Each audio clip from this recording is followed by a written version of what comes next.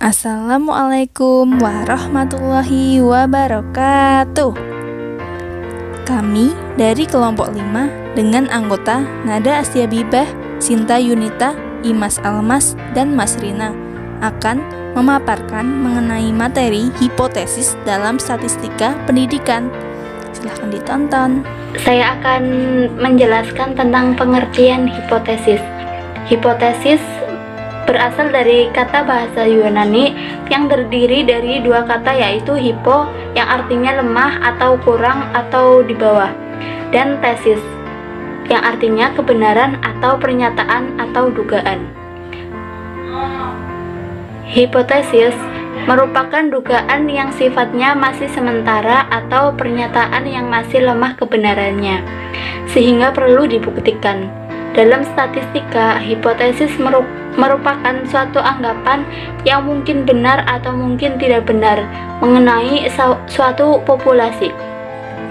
Untuk membuktikan kebenaran dari anggapan sementara, dalam hipotesis dilakukan pengujian hipotesis.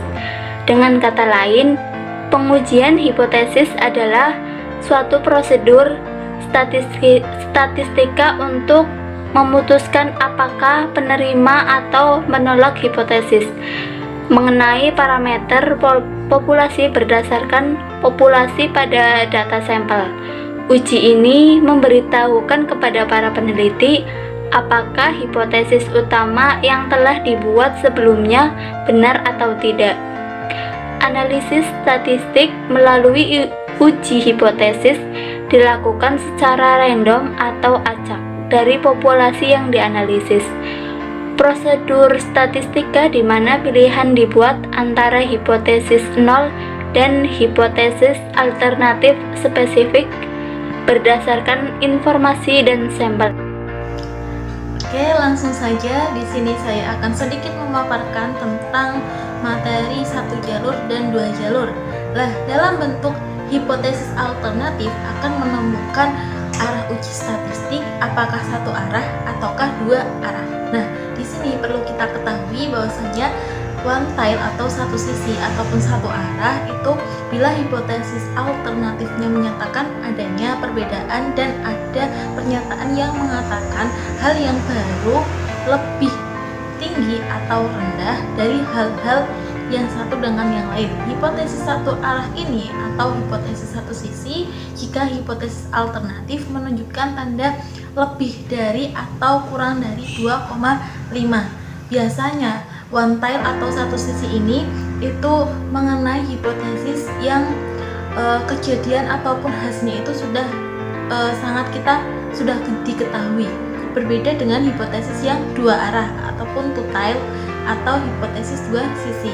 Nah, pengujian dua arah ini adalah pengujian terhadap situasi hipotesis yang belum diketahui arahnya.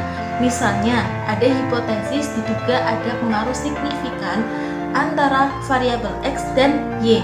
Nah, hipotesis tersebut harus diuji dengan pengujian dua arah.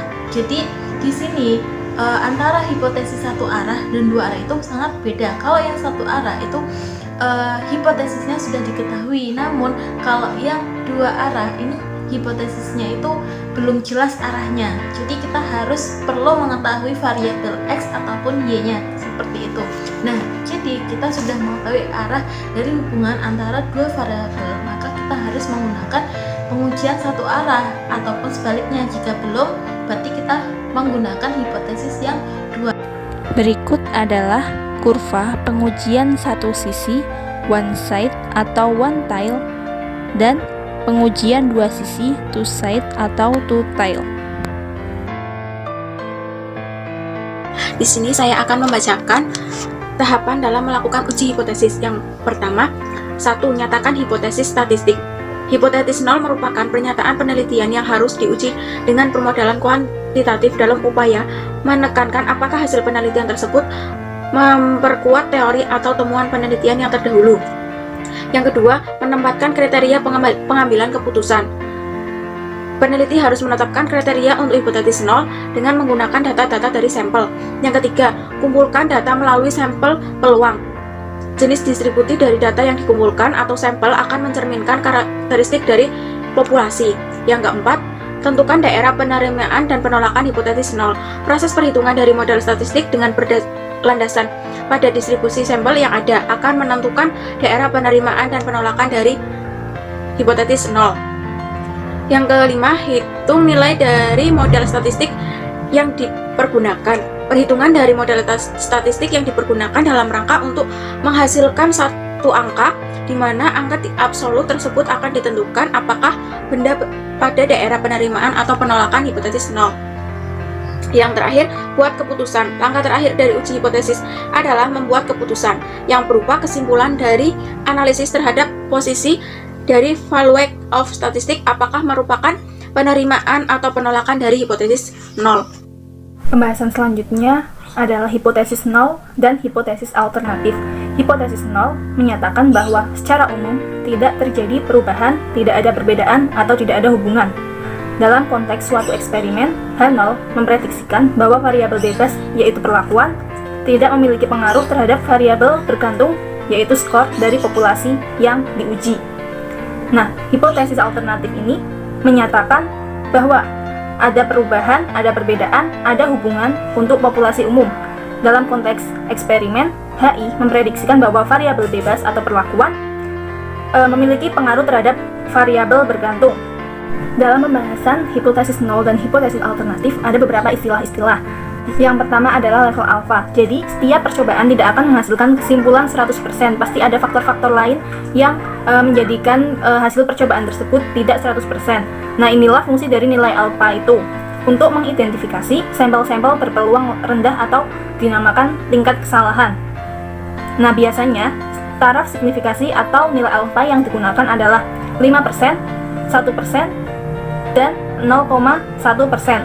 Selanjutnya ada batas daerah kritis.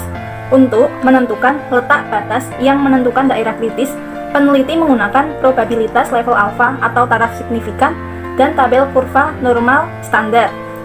Nah, dalam kebanyakan kasus, distribusi rata-rata sampel adalah normal dan tabel kurva normal standar sudah menyediakan skor set yang tepat dari batas daerah kritis. Misalkan untuk uji dua sisi. Nah, alfa yang digunakan misal 5%. Jadi batas-batas 5% ini memisahkan 5% data ekstrim dan 95% data tengah. Nah, 5% ini terpisah pada kedua ujung kurva distribusi. Maka masing-masing ujung karena terpisah menjadi 2, jadi masing-masingnya ada 2,5%. Nah, dalam tabel kurva normal standar, proporsi 0,25 atau 2,5% di kolom C menentukan batas skor Z sebesar 1,96. Jika untuk uji satu sisi saja dengan alfa 5% atau 0,5, skor Z pada tabel adalah 1,645. Jika data dari suatu penelitian menghasilkan nilai yang terletak di daerah kritis, maka disimpulkan bahwa data tersebut tidak konsisten dengan hipotesis nol dan hipotesis nol ditolak. Tetapi jika menghasilkan nilai yang terletak pada daerah H0 diterima, maka hipotesis nol dapat diterima.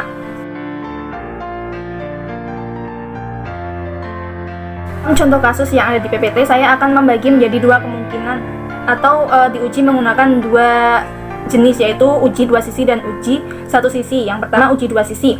Nah, yang pertama harus menentukan hipotesisnya. Jadi hipotesisnya berarti hipotesis 0 atau HO diterima jika mu dengan stimulasi sama dengan 70. Kemudian hipotesis alternatifnya HI diterima jika mu dengan stimulasi tidak sama dengan 70. Nah, itu bisa meningkatkan skor tes atau menurunkan skor tes. Nah, yang kedua ada taraf signifikasi. Taraf signifikasi yang digunakan adalah 5%. Maka batas Z tabelnya plus minus 1,96 karena ini menggunakan uji dua sisi. Kemudian menentukan daerah kritis. Daerah kritisnya dapat dilihat seperti grafik pada PPT. Yang tengah 95% itu adalah daerah penerimaan H0. Kemudian yang samping-samping yang diarsir adalah daerah penolakan H0. Kemudian langkah yang keempat adalah uji statistik. Untuk contoh kasus yang telah dibahas, hipotesis 0 menyatakan skor rata-rata populasi dengan mu 70 dan sampel yang digunakan 25 dengan standar error 20. Kemudian memiliki standar error berdasarkan jumlah sampel berdasarkan perhitungan adalah 4. Kemudian misalkan skor rata-rata sampel adalah 85 setelah siswa dalam sampel diberi pembelajaran calistung dasar. Nah, untuk skor Z yang memiliki rata-rata 85 dapat dihitung menggunakan rumus yang ada di PPT dengan hasil 3,75. Nah, 3,75 ini berada pada daerah kritis yang sebelah kanan. Keputusannya, karena Z hitung lebih dari Z alfa dibagi 2, karena ini ada dua sisi. 3,75 lebih dari 1,96, maka H0 ditolak, sehingga disimpulkan bahwa stimulasi dengan pembelajaran calistung dasar mempunyai pengaruh terhadap skor tes penerimaan siswa baru di SD Pelita. Nah, untuk penyelesaian yang kedua, yaitu uji satu sisi. Kita menentukan hipotesisnya terlebih dahulu. H0 diterima jika mu dengan stimulasi kurang dari sama dengan 70. Kemudian hipotesis alternatif. HI diterima jika mu dengan stimulasi lebih dari 70. Taraf signifikansi yang digunakan adalah 5%. Nah, karena ini menggunakan uji hipotesis satu sisi saja, maka batas Z tabelnya adalah 1,645. Daerah kritis seperti yang ada di PPT, bentuknya seperti itu, hanya satu sisi saja. Maka karena satu sisi, 5% masih tetap. Yang 95% merupakan daerah penerimaan H0. Yang selanjutnya adalah uji statistik. Untuk standar deviasi atau standar errornya masih tetap, yaitu 4.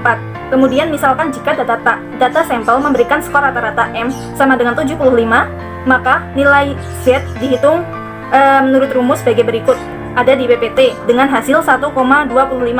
Angka tersebut ternyata berada pada daerah penerimaan H0. Nah, keputusannya, karena Z hitung yang tadi dihitung kurang dari Z alfa 1,25 kurang dari 1,645, maka H0 diterima. Nilai Z ini tidak berada di dalam daerah kritis.